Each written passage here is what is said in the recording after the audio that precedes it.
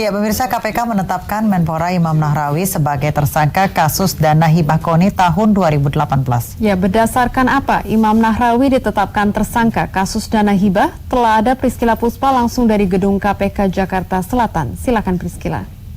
Kemarin Rabu 18 September 2019, KPK Komisi Pemberantasan Korupsi telah menetapkan Imam Nahrawi sebagai tersangka dalam kasus dugaan suap dana hibah dari KONI atau Komite Olahraga Nasional Indonesia.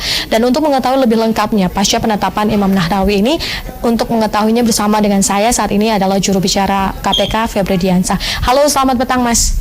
Selamat petang. Mas, ini dalam waktu yang dikatakan banyak pihak ini sedikit lebih cepat dari biasanya untuk penetapan untuk seorang menteri, bahkan sekarang sudah mengundurkan diri begitu Pak Imam. Nah, ini apakah memang waktunya seperti ini dengan waktu yang kita ketahui KPK lagi mendapat sorotan yang sudah revisi undang-undang kemarin yang disahkan ke DPR, bagaimana tanggapannya Mas? Pengumumannya kemarin, sebenarnya ini proses standar saja ya, sama seperti penyidikan-penyidikan yang lain. Ketika kami melakukan penyidikan, sudah ada tersangka di sana karena sudah terpenuhinya bukti permulaan yang cukup. Gitu. Nah, penyidikan untuk kasus ini dengan 2 orang tersangka itu dimulai sejak 28 Agustus. Jadi hampir sekitar sebulan yang lalu sebenarnya. Kenapa belum diumumkan langsung? Karena memang ada beberapa kegiatan-kegiatan dan tindakan-tindakan yang perlu dilakukan terlebih dahulu. Pemeriksaan saksi, pemeriksaan tersangka. Salah satu tersangka sudah kami periksa dan kami tahan 20 hari pertama terhitung sejak tanggal 11 kemarin. Jadi memang setelah selesai kegiatan-kegiatan awal tersebut, sebagai bentuk akuntabilitas KPK pada publik, maka kami umumkan penyidikan dengan 2 orang tersangka itu. Jadi ini proses standar saja, semuanya diumumkan, siapa tersangkanya, bagaimana konstruksi perkaranya, tentu kita tidak boleh juga membeda-bedakan. Oke. Baik, nah ini berarti yang menjadi dasar untuk penetapan Imam Nahrawi sebagai tersangka ini, apakah memang hanya berdasarkan fakta-fakta persidangan sebelumnya atau ada bukti lain? Apakah ada bukti transfer dana dan sebagainya begitu, Mas? Ada banyak bukti sebenarnya yang sudah kami miliki. Sebagian itu sudah diuji di persidangan.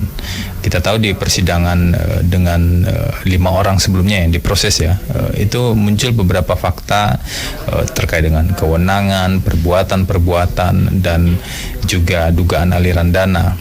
Itu yang kemudian kami pelajari lebih lanjut dalam proses penyelidikan. Jadi tidak cukup hanya dengan fakta persidangan, kemudian kami dalami dalam proses penyelidikan.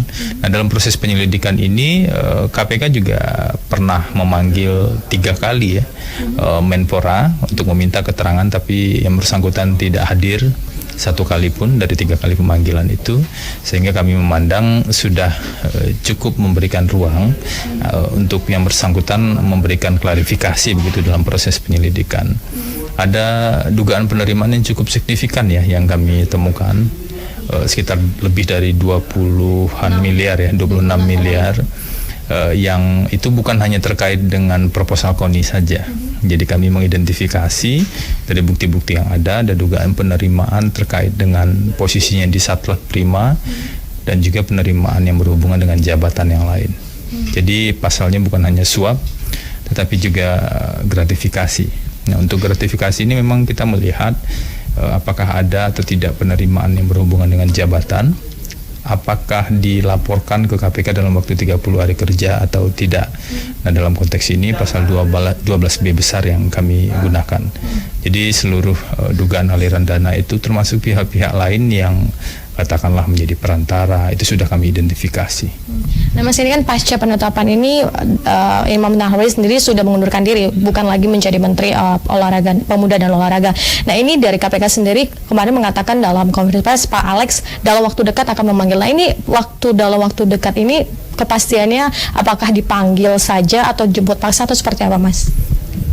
Mekanismenya panggilan ya, ada pemanggilan sebagai tersangka. Kalau dibutuhkan pemanggilan pihak lain sebagai saksi, tentu akan kami lakukan juga.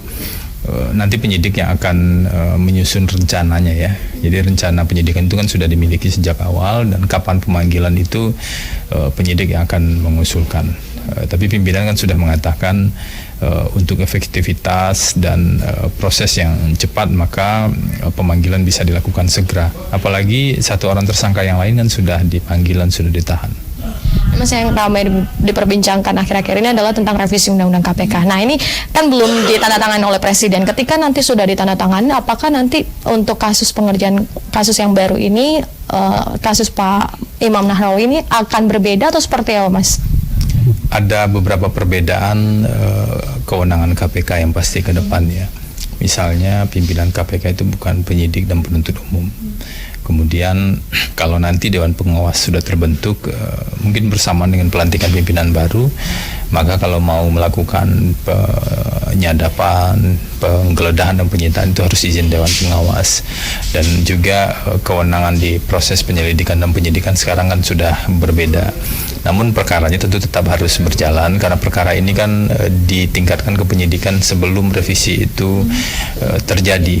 Jadi kami juga perlu sampaikan pada publik bahwa dengan Undang-Undang 30 tahun 2002 yang belum direvisi, sebenarnya kewenangan KPK cukup efektif untuk menangani kasus-kasus korupsi, bahkan level aktor yang sampai setingkat menteri begitu ya, atau bisa dari pihak swasta yang masuk kategori high level atau pejabat-pejabat yang lain, termasuk anggota DPR RI kan juga cukup banyak diproses. Nah, inilah pentingnya sebenarnya independensi itu.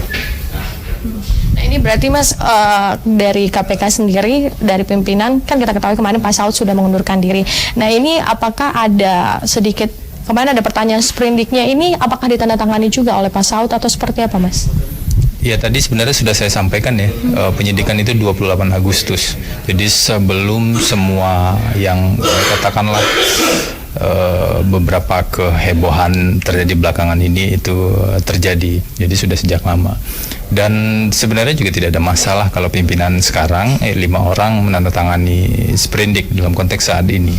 Karena untuk pengunduran diri Pak Saud tersebut setelah dibicarakan pimpinan itu tidak, ya katakanlah tidak disetujui begitu ya.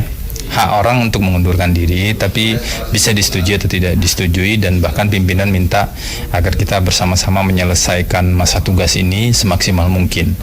Dan pemberhentian secara resmi itu baru terhitung ketika Presiden mengeluarkan Kepres misalnya.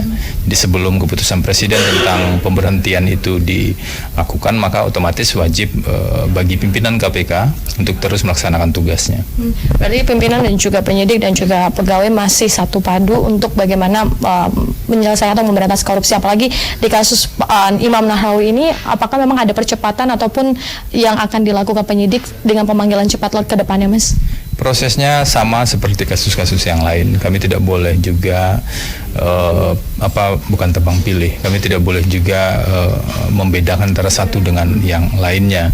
Prosesnya standar sesuai dengan hukum acara, bahwa azas dari pelaksanaan perkara itu harus cepat, sederhana, dan biaya ringan. Itu tentu perlu kami maksimalkan. Dan KPK paham sekali harapan dari publik bahwa pemberantasan korupsi harus berjalan terus. Meskipun kami akui ketika kami baca misalnya rancangan undang-undang yang sudah disepakati di DPR tersebut, ada sejumlah bagian yang sangat beresiko bagi KPK ke depan. Baik, terima kasih Mas untuk tetap semangat untuk memberantas korupsi bersama dengan para pimpinan KPK lain. Dan pemirsa, itulah tadi wawancara kami dengan Febri Diansyah yang mengatakan memang KPK masih terus memberantas korupsi dengan cara yang cepat juga dan juga tidak akan mengecewakan publik. Dengan demikian dapat kami sampaikan langsung dari gedung KPK Merah Putih, kembali ke studio Vandana dan juga Tiara. Ya, terima kasih rekan Priskila Puspa yang melaporkan langsung dari gedung KPK. Selamat bertugas kembali.